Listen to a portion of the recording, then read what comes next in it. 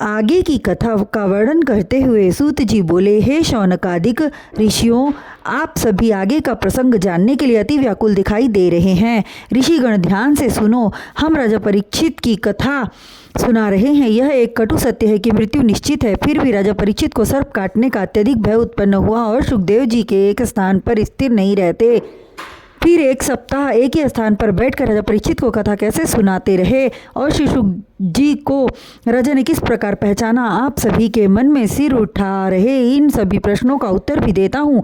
मेरे गुरु वेद व्यास जी ऋषि पराशर और देवी सत्यवती के संयोग से द्वापर युग के अंत में अवतरित जन्म हुए, इसलिए कि सतयुग में मनुष्य की आयु 1,00,000 वर्ष और द्वापर में 1,000 वर्ष होती थी। आयु पूरी किए बिना मनुष्य मृत्यु को कदापि नहीं प्राप्त होता था, किंतु कलयुग में मनुष्य की आयु सिर्फ 100 वर्ष 20 वर्ष की ही होगी। उस पर पाप करने से अपनी आयु से पहले भी मर जाएंगे। उन्होंने यह भी विचार किया कि अन्य युगों में लंबी आयु के कारण अपनी समय यज्ञ आदि कार्यों में लगा सकेंगे, जिससे मुक्ति मार्ग खुल जाएंगे, जबकि कलयुग में अल्पायु शुभ कार्यों में बाधक होगा, धन का अभाव रहेगा, जिससे धर्म कार्य न कर सकेंगे, सांसारिक सुखों में डूबे रहेंगे, स्त्री और धन संपत्ति इकट्ठा करने की प्रवृत्ति हमेशा उन पर बलवान रहेगी, जिससे मोक्ष के बारे में सोचने का समय ही उनके पास न होगा। इसलिए कलयुग वासियों को सुख प्रदान करने एवं भवसागर से पार उतारने के लिए प्रभु ने वेद व्यास जी के रूप में अवतार लिया।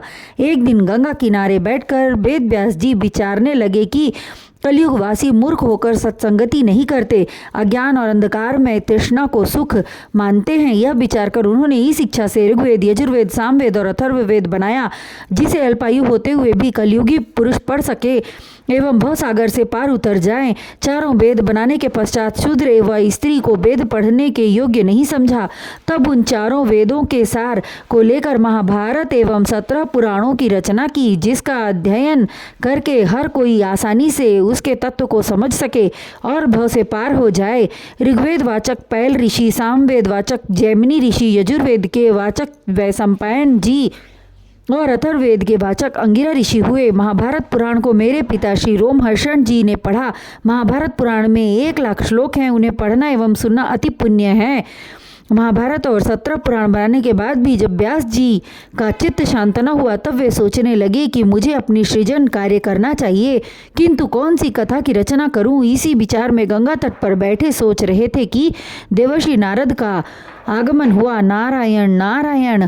व्यास जी ने देवर्षि को आदर भाव से बैठाया और कुशल क्षेम पूछा।